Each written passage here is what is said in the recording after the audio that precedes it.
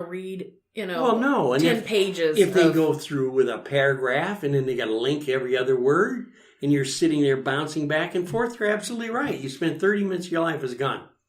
Well, and what did you get out of it? Nothing. So when you're thinking about your engagements, first of all, a small business should be thinking about what ways are we increasing our bonds to our customer? In what ways? What is the objective? You always hear me say clarity, clarity, clarity, clarity, clarity. I've heard you say it on occasion. I think I'm going to get t-shirts, actually. They say, I've got clarity. But one of the things is that when we engage, there has to be a motive behind the engagement. And sometimes the engagement motive is, I just want to get to know you. When was the last time that you got from a business that it's before an appointment and asking them, what are their likes or their dislikes? What's their favorite drink? That's one of the things that when you come in to our office, we'll ask you, what is your favorite drink? We just had somebody here not very long ago that said, oh my gosh, my absolute favorite drink in the whole world is a root beer float. Now, did we bring them the root beer float? Absolutely. Did they get that when they got here? Yes. Were they shocked? Probably so. Yes. They were like, oh, wow, oh my gosh, I can't believe I have a root beer float. And so it showed that, one, we're interested in you. Correct. But I want to go back to, when was the last time, though, did a company care on how they could serve you? What's your favorite cookie? These are inexpensive ways that you can engage in your client. Let's take an SBA, a small banker that's talking to a small businessman, right? Mm-hmm. And they're needing a loan. How hard would it be for the bank to just ask, Bill, we're going to have that meeting next week. I've got a small questionnaire for you. I'd like to go ahead and ship that over. Sure. Okay, so you answer the questions, right?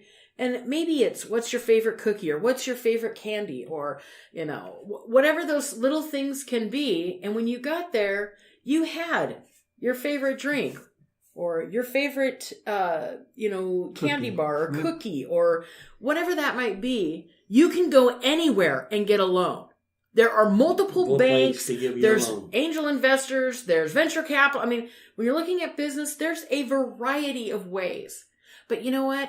How many deals would they close if they actually extended just a little bit more and put more skin I agree with on you. it? Yes, because usually when you go into a bank or something of that nature, you're intimidated by the banker to begin with. He's got this power, you're kind of sweating it out. You don't know the guy. He's got the power to say yes or no if he's going to loan you the money or not. One of the banks that I love to listen to the banker talk about is Umpah. I hope I pronounced it right. Umpah. Why can't they come out with that a sounds normal like the name? Oompa Loompas from Willy Wonka. But what I was so impressed about it was the gal sat and talked with us and said, well, if nothing else come in, we'll want to show you some of the features that we have at our bank. And do you like coffee? We have a special blend that we give everybody that comes in and talks with us. Okay, when it comes to community activities, what do? They send out a truck with ice cream bars.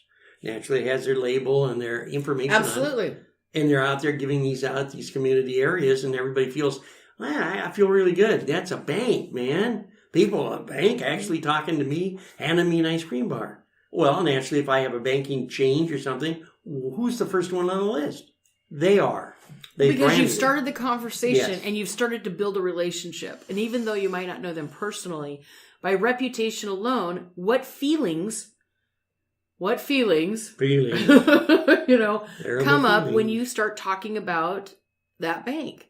Right. Trust, community, support, accessibility, Censor that part. Yeah, right.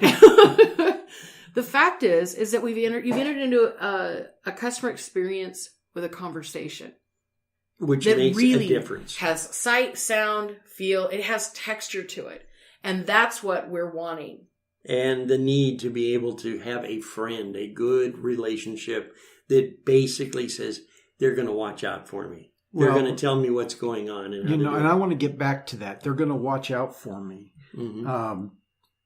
which means resolving issues. Mm-hmm. And we get back to one of the greatest things you can do is to resolve an issue. 82% say that getting their issue resolved quickly is the number one factor to a great customer experience. And boy, doesn't that make a lot of sense. It absolutely does, because what it says is, hey, I'm going to take care of you if we mess up. And I'm going to make sure that you're not going to get... Oh, absolutely. Or no surprises. Exactly. There's no surprises. There's not going to be an issue here. We're going to give you your money back, or we're going to make sure that we get the product to you that does work or that does fit what you want. If you don't like it, you know what? There shouldn't be a problem getting it back. Unless, of course, you've been told at the very front, this is not a refundable part. Yeah, exactly. It's not guaranteed. Yeah. Well, I think that puts in where you're putting in the structures that basically help the customer support you. Exactly. If you've done that right, then all roads should lead back to you. And why would you go anywhere else? People really don't like change. No, they don't. And the longer that I happen to be roaming around planet Earth, the more I absolutely realize that, that's not an age thing. That's just a human nature thing. People do not like a lot of change. So you want to hear, murmur, grumblings, and complaining, start changing things. Oh man, I don't like this. And that's what you've got. I think it's very important too. If you really look back, give you a good example. Way back when we had Citizen State Bank in Puyallup. And for years, everybody was at Citizen State Bank. I mean, that was the hometown bank. Then it went to the Bank of Commerce, and everybody started, what's going on? And in a short period of time from that, I don't know if Bango, then they end up Rainier Bank. And it kept changing and changing. The personnel, in many cases, stayed with the bank. But all of a sudden, you got a feeling, hey, they're selling off, they're moving around. I've got to find something where I can really be a part of, and I've lost my footing here. I've lost my trust here. So I think that's awfully important too. We're getting down to the point where we're starting to run out of time. And of course, Candace is very busy right now, folks. If you could see this on video, she's writing notes down because she has to get the last word, which... I've always got to get the last word. I mean, she has to have this. So she's writing a book on the last word. Well, I just wanted to kind of recap ways to increase that customer experience. So if there were 3 takeaways, what I really want our listeners to be able to take away, and that is, 1, customer engagement does not have to cost a lot of money. Number 2, the customer experience, you need to ask yourself, what is your motive behind the touch? So no matter what it is, you need to have clarity to be able to see if when you're reaching out and you're touching your clientele, are you getting the results that you want? So you want to inspect what you expect. Okay. And then of course, number 3, be creative and disrupt your own normal. Where you're at today is exactly based on all of your decisions and where you've chosen to be. So go outside your box, disrupt what you thought that maybe not work, that maybe won't work for you. You might need to revisit that. And I'm not talking about doing something stupid to invest your money in that would not yield you anything. But I think that you need to be creative and look at other ways. Oh, I think moon cookies are a great invention. And please get a hold of me because I've got a whole back room. And I can't wait for the Saturn cookie, the Mars cookie. But anyway, you've got a good point. And Candace, tell us about what's coming up as far as Wild Child's events and school classes.